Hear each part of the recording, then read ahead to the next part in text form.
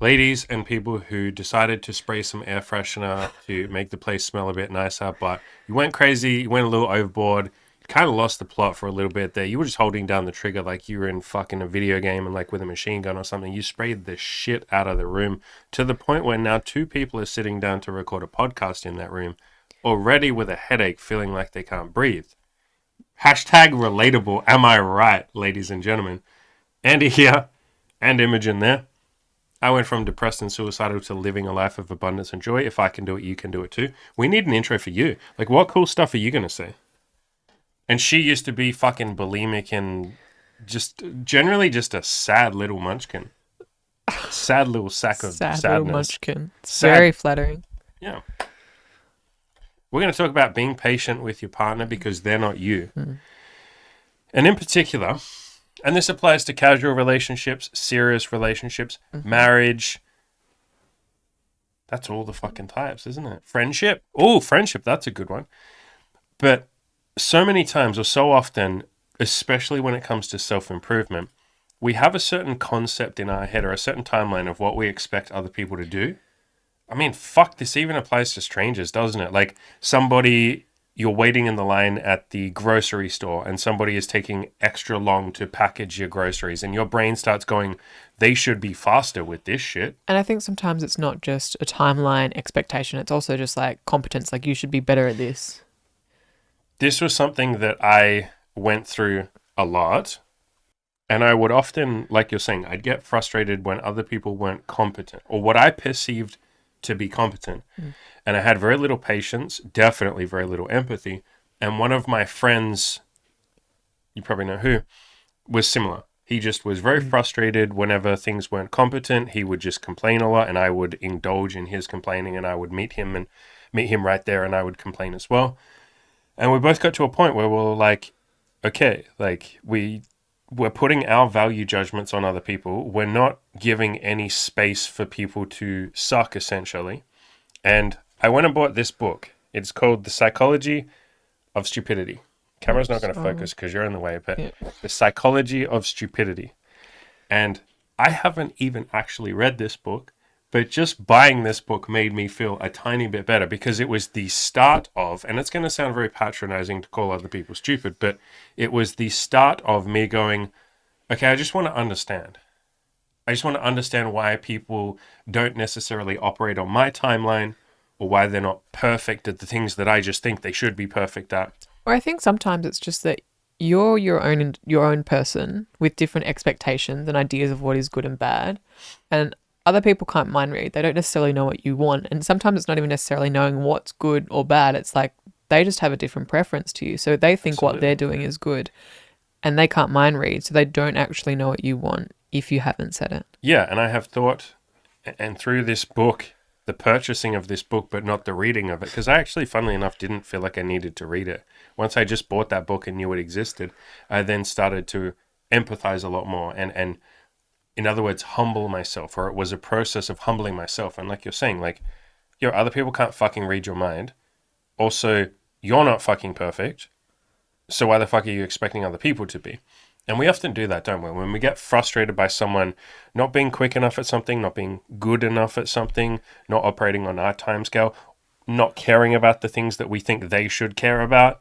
You know, like if they just don't have an opinion on a topic and you go, well, how can you not care about that? Like, you know, I can think of 1,000 causes that people have. Probably the biggest one is like recycling. And I'm just like, I don't give a fuck.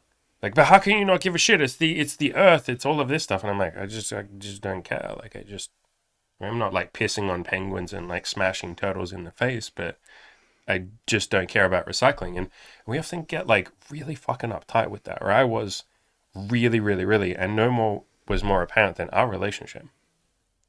Yeah, having expectations of one another, sometimes not voicing them, Yep.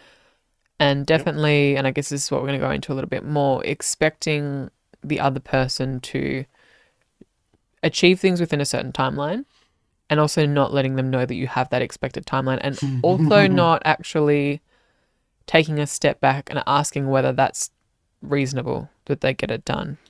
Yeah, and I used to do this a lot with my coaching clients too. I used to do this with guys on my forums. I used to do this with YouTube commenters. And I wasn't meaning to, but I would get impatient. I think what we're really talking about here is impatience, which is why patient is in the title. And it's not that I thought that people were incompetent or shit or not good enough or any of that, but in my brain, I just had some made up number of, or made up amount of time of when they should get this thing done by. Mm. And I would then get frustrated if they didn't achieve it in that time, or if they weren't making significant progress towards it. And again, this is not where I'm at right now. Like, especially anyone in the coaching program will say, like, what the fuck, Andy? But like, you're so patient. Yeah, but I had to train that. I wasn't. And I would get very frustrated with people. And I would be still kind to them. But there were quite a lot of moments of frustration where that would come up. It would bubble up. And I'd be like, come on, man, just like fucking get out there and talk to those women. And like, you know, come on, just start that business. What are you doing? Like, come on, just do it. And I would like lack the patience and especially the humility to realize, like, look, the world doesn't operate on your schedule. You're not fucking God. You don't have the perfect idea of when everything should happen, and all the molecules should be in all the right places and at exactly the right time, and everybody should have exactly the thoughts in their head that I want them to. They should have the knowledge in their head that I want them to at the time I say that they should. Yeah, things will get done when they get done. And maybe a good example is you're somebody that likes to be extreme in goals often. You will do things quite like intensely and you'll go all in and want to get it all done. I think one of the examples that you've talked about is your weight loss. When you lost weight quite a long time ago and you were losing about 1 kilo a week or something along those lines, and you were cutting really, really aggressively. Yep. And I think over time I've learned that that's not something that works for me. Mm-hmm. And I think often you would encourage me to go to really extreme measures because that's what you did and it worked for you. And I found that every time I did that and would do like extreme dieting and cut really hard, I would just end up gaining it all back plus some, because I would binge eat and I'd get hungry, and it's like a very classic like dieter cycle because that just didn't work for me. And sometimes everyone's individual timeline is going to be best suited to them, not necessarily your expectations. Yeah, I used to be very rigid with what I thought you should do to lose weight and what I would tell my clients to do and stuff like that. Generally speaking, this applies to pretty much everything in my life, right? I was a lot more rigid about my opinions. I was a lot more rigid about the advice that I would give to you, to my coaching clients, to the audience. You can go back and look through my content, especially on killyourinaloser.com, my blog, and you will see a lot of articles where I use the word should. Like, you should do this. I'm like directly telling people what to do, which you'll notice is just not even remotely the style of my content and my life philosophy anymore. It's like, no, do whatever you want to do. If you're not sure what to do, I can give you some suggestions, but I'm not going to tell you what you should do. There's no right or wrong. But I think in the past, I'll ask the question, did it feel more like I had a one-track mind about certain things? Like, it has to be this way. It's my way or the highway. Definitely. Yeah. And I think that as someone who maybe wanted a bit of guidance and direction at the start, that was helpful. Mm-hmm. But then I think as I became more confident and was starting to understand more what I wanted, that took a bit of navigating for both of us. Yeah, and this applies to relationships, friendships, definitely any of you that want to start like your own coaching program, or you want to even just like help some friends or something. Telling people what to do as if there is like a correct way of doing things is really fucking helpful when someone's like at the start of their self-improvement journey or the start of a new goal. I guess on top of that is also asking for that help. Yeah, sure. Yeah, of course. But the point I'm getting to is at the start, it can be really fucking helpful. It's not, I wouldn't say it's the best way of doing it. I think like the mindset that I'm in right now is, in my opinion, the best way of doing it. But to get to the point, telling someone what to do and being quite direct and not forceful, but like rigid with your opinion and your advice, that can really help the person at the start. That can be helpful at the start. But at a certain point, you're just training that person to need you. You're training that person to need your advice. And this is where, some content creators and some advice givers, they're coming from the best possible place, but I've seen so many of them that get to a point where they're like, man, my clients just keep needing me. Like, how do I get them to a point where they don't need me? And it's like, well, you almost got to stop telling them what to do and just teach them how to think. Don't tell them what to think. Tell them or teach them how to think. And that was definitely a big learning lesson in our relationship. It's probably something that I only learned over the last year or two. It hasn't been that long that I've become a lot more peaceful, a lot more calm, a lot more like I don't have to argue with reality. I don't have to get frustrated if someone's taking a little bit longer than I think they should. I've let go of even that notion of like when I think something should be done. I've tried to, as best as I can, these days have like no expectations of like when somebody should get their life together, or when they should start this business, or when they should be making money, or when they should be talking to women or talking to guys. It's like you as long as you're showing up every day and doing a little bit, not even every day, most days, and doing something, you'll fucking get there. And I think you've even said this before as well. Sometimes having those fuck ups, or having not even necessarily fuck ups, but having a long time where you don't achieve the goal or go backwards further away from your goal and feeling hopeless and getting to a really low place. Sometimes that is a really, in an individual's journey, can be a really helpful thing, because that then fires them up to get the goal or be more consistent. Like that often can be essential in somebody's journey in self-improvement. Yeah, I used to have this notion that if you're seemingly making no progress, let's say you're going a couple of months and you haven't lost any weight. Let's say weight loss is your main goal. You've gone 2 months and you haven't lost a single pound or kilogram in that 2 months. In the past Andy would have said, you're failing, like, what are you doing? Like, you're wasting time, like, come on. Whereas current me would have a more sort of zoomed out or holistic view of the whole situation, and I'd go, yeah, maybe for 2 months you need to just sit there and not lose weight, because maybe that will be the thing that lights the fire under your ass to then kick ass with your weight loss 2 months from now. Or maybe during those 2 months you were learning other skills. Maybe you were evolving in different ways. Maybe, like I'm saying, you literally need to build up frustration from not having made much progress to go, fuck, I can't do this again. I think of the best example of this is in my own life. After I got over my approach anxiety with women, and for any of you who don't know what the fuck that is, when you're basically scared to go out and talk to women and say, hey, I think you're cute. Like, and I think that's the vast majority of guys, by the way, are like, I can't go out and talk to random women in cafes and on the street and in bars that I don't know. And so, I did this program to work through that and get to a point where I could genuinely talk to women. Except that I didn't. I spent 5 months where I sort of had a breakdown at the end of that program where I was like, I don't deserve to do this. Like, I finished this approach anxiety program. I can hit on women. I can tell them that they're attractive, but I don't deserve to. I'm not good enough. And I basically had this massive breakdown where for 5 months I essentially didn't leave the house. I might have gone out to get groceries and maybe see a friend here and there, but I pretty much avoided going outside because there's obviously women outside. And every time I would see a woman, I would be like, holy shit, this is a reminder that I can't do this, that I don't deserve them, that they're better than me, that women will never be nice to me, all of those kind of insecurities and thoughts in my head. So I avoided going outside for 5 months. And you could look at that and say, man, like, what a waste of fucking time. But no, that was like the most beautiful thing that I could have done, because it built up all of this frustration till I had this breakthrough moment where I was like, what the fuck am I doing? I've just sat here for 5 months.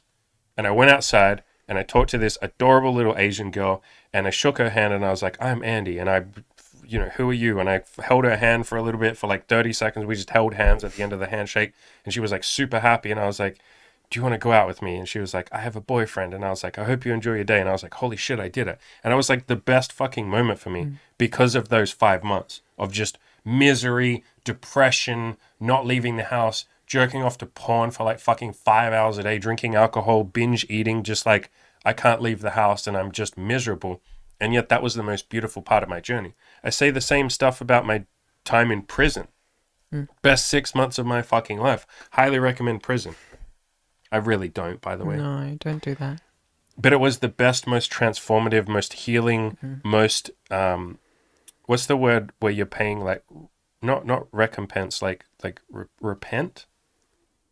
Making up for what I had done. Repenting. And not that you sit there and flagellate yourself and beat yourself up, but it was a really nice way to sit there and say, okay, I've done something that has meant I deserve to be here. Let's make up for that. Let's spend the rest of my life making the world a better place to balance this out. Best fucking experience of my life. Best time of my life. And so, yeah, when I sit there, and you've done it too, we're going to talk in a little bit about times where you've gotten impatient or frustrated. You think something should be done quicker or better or faster or stronger. as the Daft Punk song goes. But yeah, I've had so many of those moments of frustration with you, with other people, with clients, with friends, with random strangers, where I go like, what the fuck am I talking about? Like, me flailing around in prison or when I was depressed and didn't leave the house was the best fucking thing for me. So maybe this person not achieving their goals right now is the best fucking thing for them.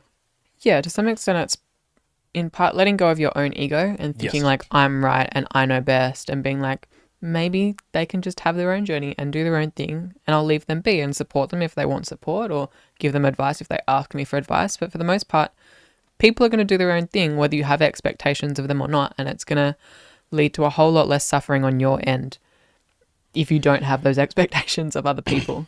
Yeah, you're basically trying to micromanage the other person. You're trying to micromanage when you're not even them. And I've said this a million times, like when we impose our will or impose our opinion on other people, and we think you should have done this by now, you should have lost this weight, or you should be this, or you should be stronger, or you should be blah blah blah. You don't have to you're not having to live their life. All you're sort of doing is like what's called backseat driving. You're just saying, hey, you should do this, and it's like, yeah, but like that terrifies me. That thing that you're just telling me to fucking go and do is like the scariest thing I've ever thought about. Or maybe it's going to require a lot of, reorganizing my life. Like maybe there is some sort of price that I need to pay to start making this thing happen. And you're just casually throwing it out like, hey, you should have lost weight by now. And it's like, it might take me a fucking year to sort out my life and get it in the right order so that I can do this weight loss thing, or so that I can make more money like you're telling me to. And if you're not living that person's life, which obviously you're not, we all live only our own life, it's very easy to give advice.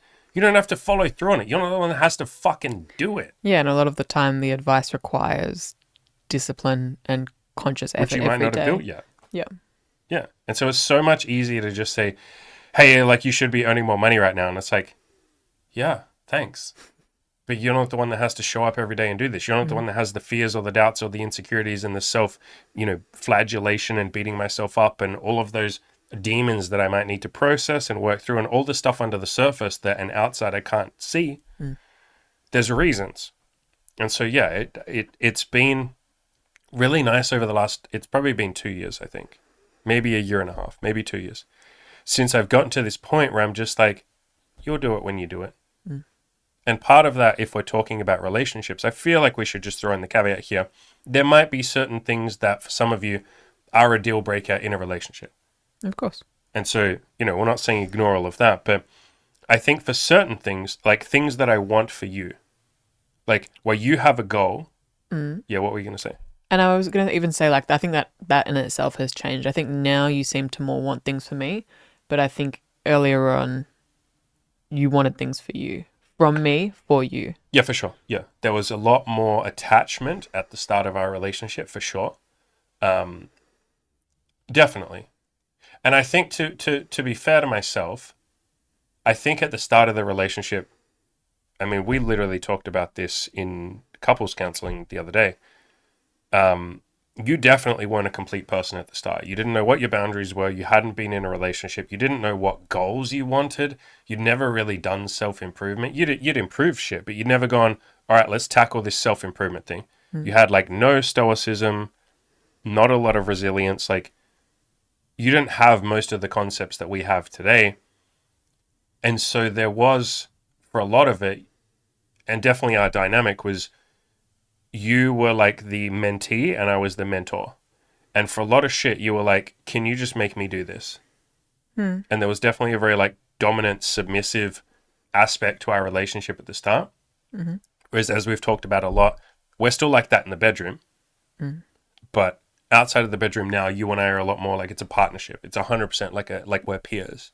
But at the start, I was acutely aware of like the age difference between us, which you can tell me how you feel. I already kind of know how you feel, but like, I don't see an age difference between us these days. Like, it doesn't really come up in my head. If I think about it, it's like, yeah, of course I'm 12 years older than you, but I don't feel that as strongly as I did when we first started dating, where it's fucking acutely aware.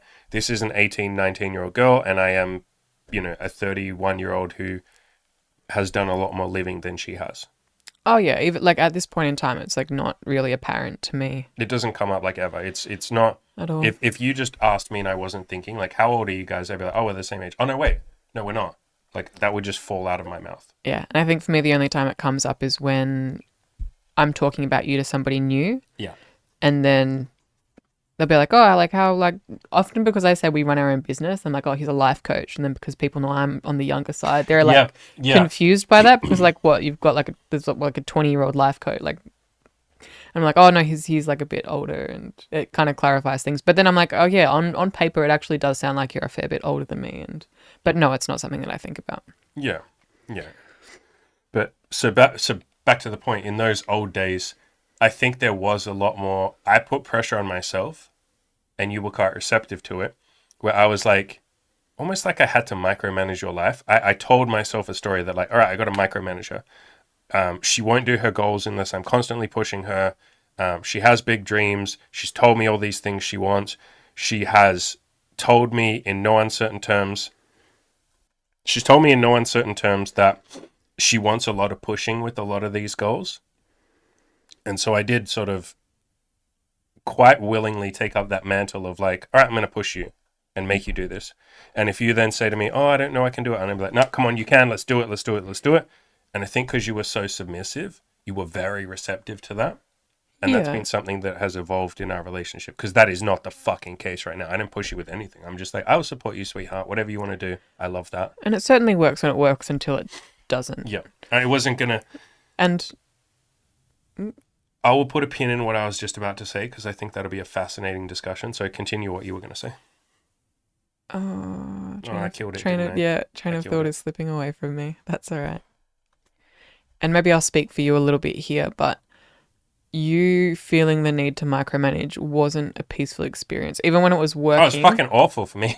I mean, no, I wanted to do it, so it wasn't awful, but yeah. Yeah, even when I'm being receptive to that, it's not nice and chill for you. Whereas I guess correct. The philosophy or the idea that we're advocating is to let people do their own thing and to some extent make their own mistakes. There's a lot more ease and peace to that because we're not trying to be responsible for somebody else's life. We're not having expectations of other people. Yeah, it's why we moved towards this. I think what we were doing was not sustainable, and that was going to be the question that I was going to come around to. Do you think that, and we can't speak for other people, but let's just play, and we're literally fucking making it up at this point, but let's just play a game of like hypothetical. Mm-hmm. What do you think our relationship would be like if you had stayed super submissive and I had continued to micromanage? I honestly just don't, I can't even see how we would have done that. Because it's hard to respect someone that you micromanage. I think I would have just broken up with you and we would have left it there. Yeah. At some point. Or I would have broken up with you. Because I wouldn't have respected you. We've had this conversation so many times. My mission with you from the very start, and your mission too, you wanted this, but I maybe even spearheaded this.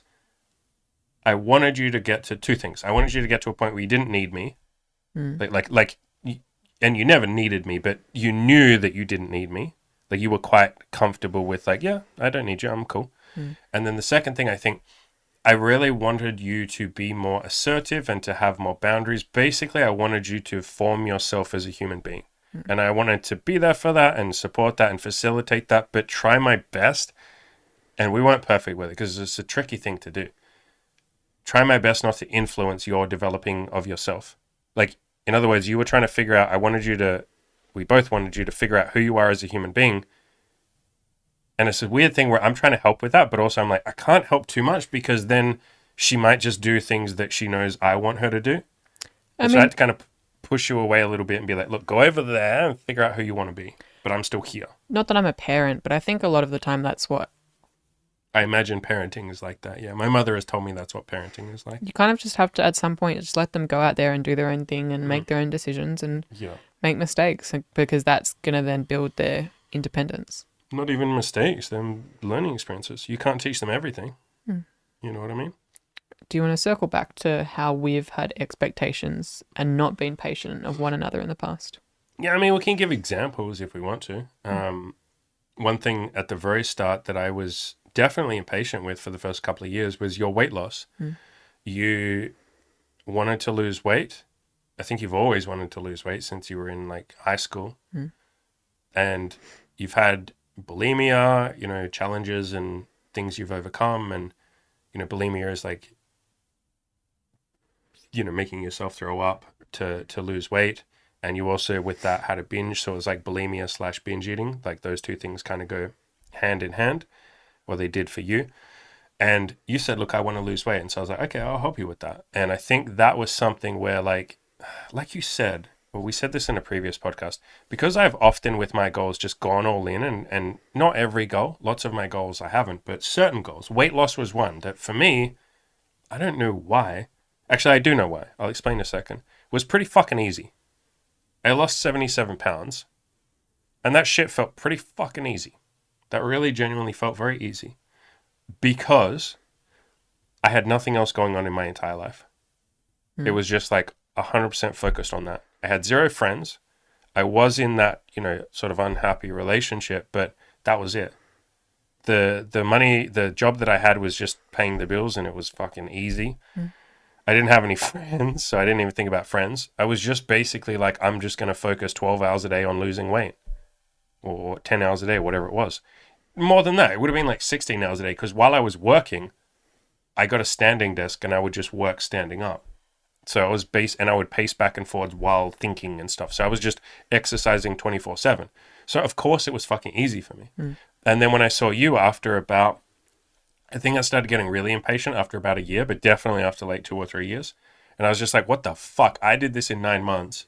Why is it taking you 3 years? And then, we said this at the start. Was that reasonable? Not for me, no. And I was like seeing a lot of counselors and people at the time to help with, because to be clear, like when I first started trying to lose weight, my disordered eating got a lot worse. Like it didn't get better. It got more and more intense, and now I'm kind of undoing some of those habits that I built because of the extreme behavior. And I think the best solution for me would have been to take it slow. But like we learned that lesson, and I think we also discussed this, that sometimes you're pushing me meant that pressure, I ended up pushing back, whether consciously or subconsciously. Because I felt all of this pressure, it's like when you obsess about anything, you can kind of make the bad thing happen. And that, I think, definitely played a part in it as well. And obviously everything's easier in hindsight, but I think it would have just been, whether I reached my weight loss goals or not, would have been a lot more of a peaceful process for both of us. Yeah. To just let the other person be. Yeah, and I think this beautifully underlines what we talk about all the fucking time. When we say give yourself permission to suck, you don't have to be perfect. That especially applies in relationships. Like, you're just probably not going to be perfect at relationships. I don't think anyone is, especially because you're both two constantly evolving human beings, especially those of you, if you're watching this channel, you are likely going to change and evolve at a rate that is 10 to 100 times faster than most people are.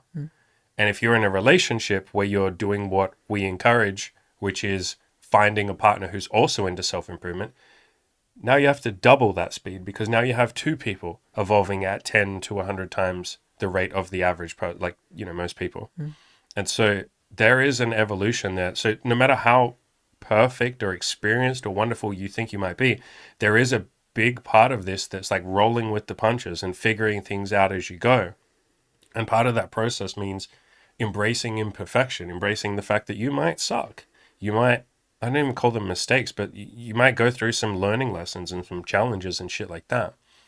One such one that we had, so to give, a corollary, I can never say that word, It's fine, I can't talk corollary, about that, so.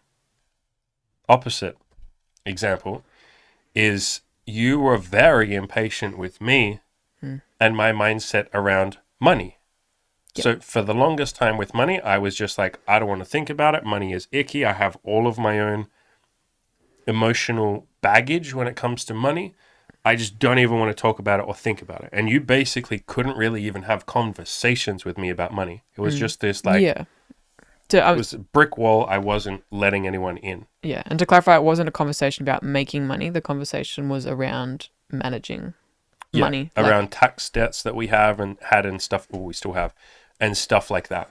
And, you might say like, just let the man do whatever the fuck he wants with money. But we were basically in business together. So it's like, Yeah, we share our finances. Yeah, So yeah. any decision that you make about money is a was decision that affecting you. yeah, Yeah, if- for sure. Yeah. yeah, and we've actually had this conversation as well, is that if we had like separate finances, I wouldn't give a shit what you Yeah. did with money. Yeah. So there were reasons why. But I think that's the same exact example of like, you know, flipping. It's your example for me where you're like, look, you're not operating on my time scale. You need to get your shit together with money. You need to at least be able to talk to me about money. And you were really impatient. Actually, I think you were pretty patient at the start. And to be fair, I think I was patient with your weight loss at the start. But we both got to eventually to a point of impatience because it's like, you're not doing this on my time, my timeline. You should be ready to talk about money by now. You should have your shit sorted with money by now. You know, the same way that I said to you, look, it's been a year. You should have fucking started losing weight by now. Like, and it's, you know, you can answer this.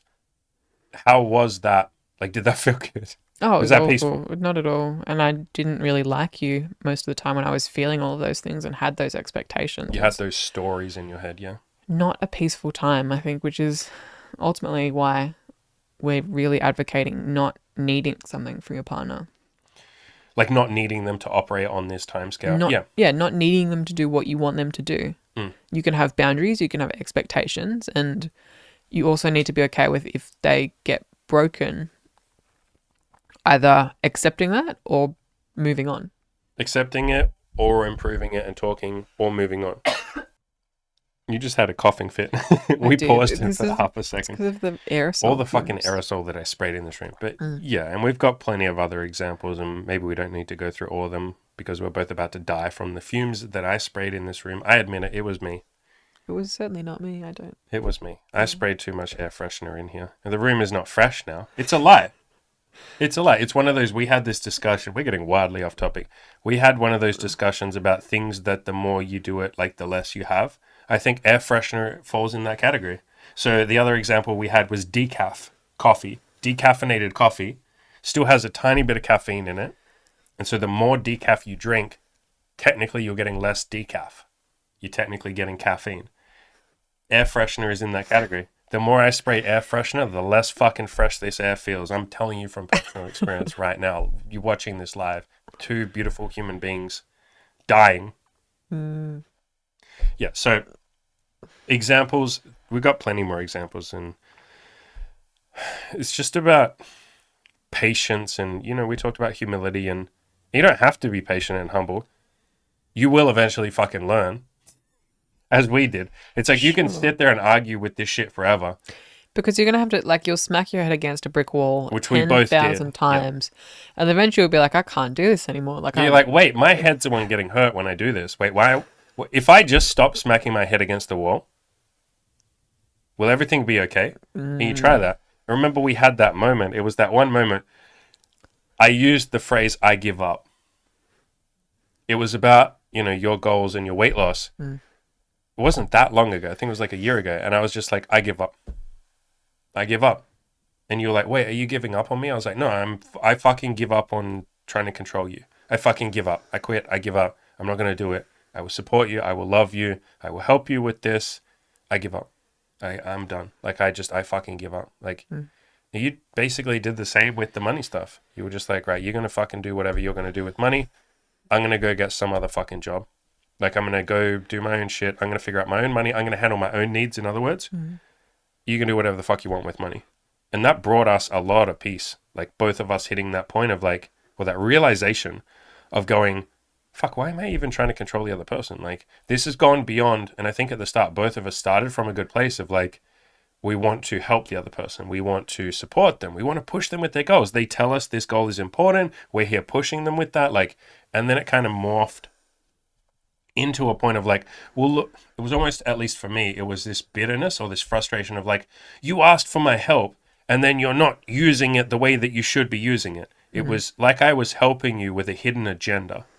I was helping you going, look, I'll help you, but you got to do it on my timescale. And I was doing the same with my coaching in the first couple of years. I was like, I'll give you advice, but you need to make sure you really go and use this. And I shouldn't have to say this advice twice. Like, you should just go and use it the first time. There were a lot of attachments. There were a lot of like agendas there that I conditions that I didn't realize. I didn't know I was doing that. Otherwise, I wouldn't have fucking wanted to do that. So, yeah, you were probably doing the same thing. Yeah. I loved what you said before when you said it's about not needing anything from your partner. Because I think the needing leads to desperation. Yep. And then you have to start controlling to get it. Mm-hmm. Or forcing. And I was very controlling with your weight loss, quite a lot. I think you were quite patient with the money stuff, I'll be honest. But there were a lot of times where you were very passive aggressive and very frustrated, like clearly frustrated. And we would talk about those, and I think we handled all that pretty well. But there was clear frustration there. And it's not even frustration with the other person. I mean, it looks like it's that, but it's usually frustration with yourself. Like for me with the weight loss stuff, I was frustrated that I had put so much effort in and things weren't happening on the timescale that I believed they should happen on. That was the frustration. It was frustration at myself. I was like, why have I wasted all this time if it didn't work? I was frustrated at the fact that maybe my advice wasn't very good. I was very insecure about that. And I was like very frustrated with like, fuck, maybe I'm shit at giving advice to help someone lose weight. Yeah, and I think similarly, I was probably frustrated that I'd attached myself to a man who might make us both go bankrupt and accumulate hundreds and thousands of dollars worth of debt. And like, I quit It's like a frustration with yourself, yeah. I quit this job. I quit my job for this man, and I took out a loan for like to help him with his business. Yep. Like, and there was all of that like frustration, anger, expectation. Which we then project onto other people. I mean, maybe you can say all, I don't know, but most emotions that we, like frustration, anger, sadness, disappointment, jealousy, all of the shit that we say is like, this person made me feel like that. It's like, no, they fucking didn't. They were the trigger, but that was like latent inside of you that was sitting there waiting. Or it was like the stories that you had, you said before, expectations, if I help you, I expect that you will follow my advice and do everything I say. Or if I help you, I expect that you will do it at the rate that I say, or the time that I say, or you'll put this much energy into it each day. Because I would, or maybe I wouldn't even, but I think you should. There's that too sometimes. So there's all these like conditions that we put on our advice, and we don't know that we're doing it. You can become aware of it. We now know when we do it. We've become quite aware with this stuff. Authors like Byron Katie, David Hawkins, authors that I talk about all the time, it's just general stoicism, they've really helped with that shit. Probably the Byron Katie book, I Need Your Love, Is That True, is probably the best book on this topic. It's about like not requiring shit from your partner. Like obviously you still have boundaries and shit, but you're not sitting there going like, I need you to keep the kitchen clean, or I need you to do this. Like for the little things where we attach so much, we tether our happiness to those things. Like, I won't be happy if you don't achieve this goal of weight loss. I won't be happy if you don't get your shit together with money. And again, there's a balance there with boundaries. Like, there are some things that will be deal breakers, and that's beautiful. That's reasonable. You can move on, or you can fix it. You can talk about it, whatever you want to do. But the stuff that's a bit smaller, it's about just not needing that shit. Being okay if it takes a little bit of time. I think maybe we can finish up by adding a little bit of subtlety. I think it's also worth talking about. Some of these things might be deal breakers. And so I can give an example here. If you gained 30 kilograms of weight and said, and we've talked about this a billion times, if you were 100 kilograms and you said, I'm happy being 100 kilograms and I will be this for the rest of my life, I genuinely do not believe that I would be okay with that. And I would not control you. I would not be like, that's not good enough. But I'd be like, look, just what I'm looking for is someone that I'm attracted to. I don't feel some attraction here. I'm just going to peace out and go find, go be with someone else. In your case, and you can answer this, would you feel the same with me if I just continued to build up, or let's say I got to a point of just $500,000 of tax debt, and I was just like, I don't give a fuck, whatever. And the tax department were going to come knocking, there were going to be consequences in the same way that being 100 kilograms at your height would have health consequences. Like, what would you be cool with there? Is there some limit where you'd be like, no, I think that, I don't know, that's not the person that I thought I was with. That's a deal breaker. To some extent, I would probably just get my own job, and then I feel like I'd feel a lot of peace around it. Like, because at the end of the day, it's you're going to do whatever you're going to do. So maybe that would be my solution in that case, is just like, I just get a job, or I make my own money, and then I can deal with that. But yeah. Okay, let's use my example then. And there will be other examples that you'd have. Like if I said, hey, listen, I'm going to go and have sex with a whole bunch of women without you right now, probably like 7 women a week. Deal breaker. Yeah. Done. I break up So, with you. so we both have deal breakers, and that's the point. But let's use the weight loss one because I think that's good. Right? It's still a little bit messy with this example, but whatever. Let's say you have something like let's say you were right now 100 kilograms. Right? And I said, look, I'm not super attracted to you, but I love you and we've been together for a long time. We've built a lot. And if you go down this path of weight loss, where you get to like your current weight, let's say your goal was to go from 100 kilograms to your current weight. If you go down that path, I'll stick around. And I'll stick around for a couple of years if it takes that. That's fine. That might be a situation that some of you might be in. Like you might have, like it's not like a boundary, and the person is on the path of healing that or on the path of improving that, and it might take a little bit of time. And the person basically says, look, are you willing to stick around while I work on this thing? And you go, yes, I am. Like there are situations where that shit happens, right? While I heal from this, while I improve this, while I get my shit together in this aspect. And you might say, I'm going to stick around. With that, understand that you probably have some expectation of how long that, quote, should take. And I would be very fucking clear with each other about that shit. And if it takes a little bit longer, then maybe this podcast is relevant, where it's like, okay, look, I said I would stick around for 2 years. It's been 2 years and they're like 50% of the way there. Do I want to be patient and wait another 2 years? Or is this like enough? Like there's kind of a discussion to have with yourself and then maybe with the other person as well. But I thought I'd throw that in there. Maybe I've just complicated this podcast by this example. But I wanted to throw in that there's a little bit of nuance with this, or there can be. And we're not just saying like, I guess the point of this podcast isn't just to say, be 100% patient with your partner, and if there are deal breakers that they keep promising that they're working on and they're not showing progress, like just put up with that because you got to be patient. Like that's not really what this is. That's more like an extreme version of that. Yeah, I guess maybe what we're saying is that a little bit of patience can go a long way. I'll phrase it like this. A little bit of patience has helped us. Yeah. I'm not saying you have to be patient. Most of our podcasts and our content aren't necessarily prescriptive. Like we're not telling you what to do. We're sort of more saying this is what's worked for us. This has been a nice little learning lesson for us. Patience has been quite healing for both of us. It's been quite freeing. It's been nice to not, I still care about your goals. I still want you to achieve them, but it's been nice to sort of just say she'll get there when she gets there.